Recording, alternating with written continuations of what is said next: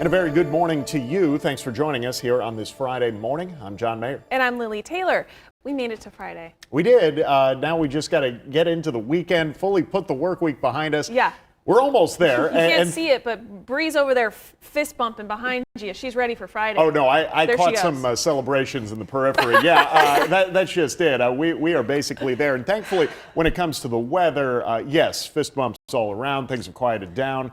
We're no longer dealing with extreme gusty winds. A lot of things have eased out. A lot of people use the opportunity on weekends after holidays to kind of take those decorations down. And well, if you didn't get a head start right on November 1st, Mother Nature might have helped you throughout the work week. Yeah. And now Mother Nature's saying, enjoy the weekend. Have a nice weekend out there, considering we're going to keep it rather clear for majority of the area. Still, though, starting to see the impacts of some of that moisture making its way on in. As of yesterday, we tracked out anywhere between 1/10 of an inch for areas like Eugene and Roseburg, a little bit closer to 1/2 an inch, working our way towards the north into Portland and even Astoria. But overall, now we get left with a little bit of moisture, some cloud coverage, some of those low-level clouds really making for quite the reduced visibility. I mean, over the last hour, we have seen quite the change. Roseburg was sitting at 10 miles of visibility and now at less than a mile. So definitely one of those days where you want to make sure you're staying extra cautious before heading out the roadways. As far as any impacts on the roads, I mean, looking at Trip Check, not going to see much throughout that I-5 corridor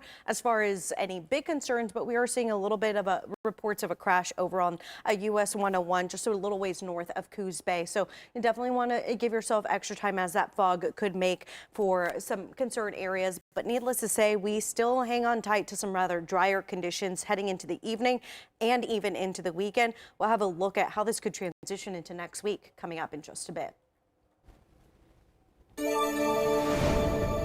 All right. Yeah, thanks for that, Briana. Certainly a lot of reasons to take it slow with that fog. But we do have some developing news now this morning. SNAP Benefits, our sister station up in Portland, saying that they've heard from several viewers. SNAP Benefits have been loaded onto EBT cards overnight. We're now working to confirm that news this morning. What we learned yesterday is that a federal judge in Rhode Island ordered the Trump administration to fully fund SNAP benefits for November. He gave the administration until today to make those payments. And once again, we're working to learn if those payments have been fulfilled.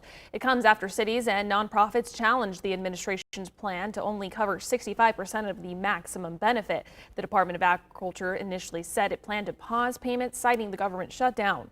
Last week, the government was ordered to pay at least partial benefits by tapping into an emergency fund. The plaintiffs argued that they should be fully covered.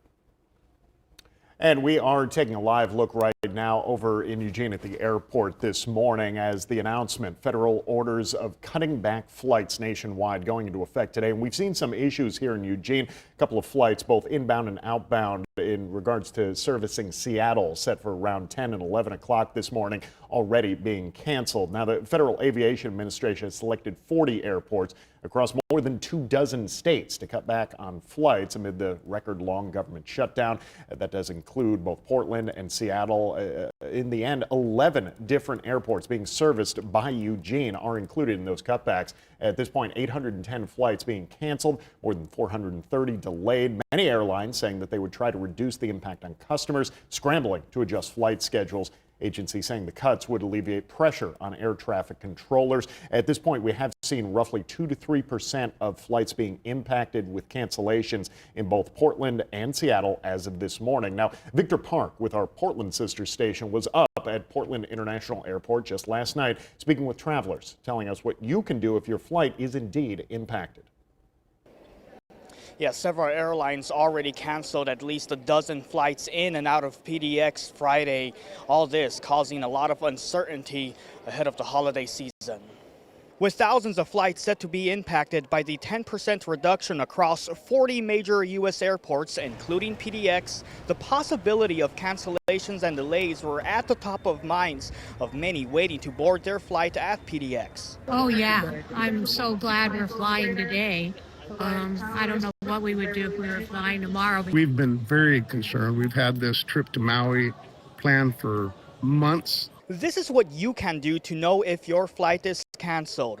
Check often with your airline. Most airlines say passengers will get a message in their email or the airline's phone app. In some cases, the airline might automatically rebook your flight. Delta is allowing people to change, cancel, or refund their flight traveling to, from, or through the 40 airports impacted. The CEO of Frontier Airlines is recommending booking a backup ticket on another carrier. But what happens if your flight is canceled or delayed? We had a backup plan for when we left Billings, Montana, but now that we're at our connecting flight, we don't really have a backup plan. I would pack up and head for home. What else would you do? Experts say last-minute tickets will be expensive and travel insurance may not save the day. You can instead check what protections your credit card may offer.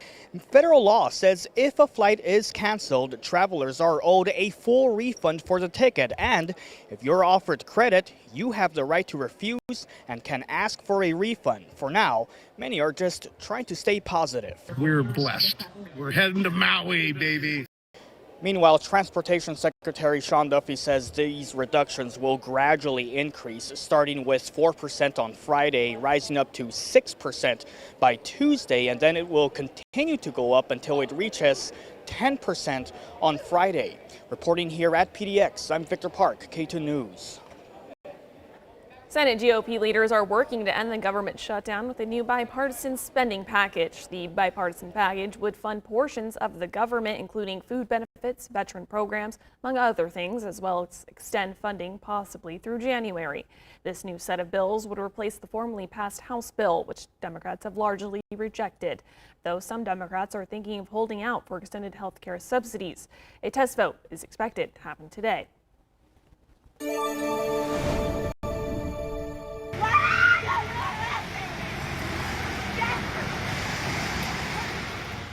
Dramatic video out of Cottage Grove showing the moment a person was taken into custody by ICE agents during immigration enforcement operations across Lane County on Wednesday. Representative Val Hoyle's office telling us yesterday that at least one person arrested by ICE in Cottage Grove was a legal resident. This as the Eugene Independent Police Auditor announces it is investigating EPD over allegations that police assisted ICE in some of those arrests. Yeah, the video that you just saw posted to social media by the nonprofit Rural Organizing Project. Still unclear exactly how many people were taken into custody. We did reach out to the Cottage Grove Police Department. They say they had no involvement in the ICE activity that took place, though they were informed that ICE was present in the town before the operations began. This all coming as part of several incidents involving ICE being reported in our area just back on Wednesday. Now, in the city of Eugene, the independent police auditor has said that they've received more than a dozen complaints alleging EPD has helped ICE in operations. EPD denies those allegations, saying it has nothing to do with immigration enforcement, though it does welcome the investigation by the auditor. On Thursday, federal, state, and local leaders, including Congresswoman Hoyle and Senator Ron Wyden, issuing a statement regarding what they referred to as the violent detention of several Oregonians in Lane County.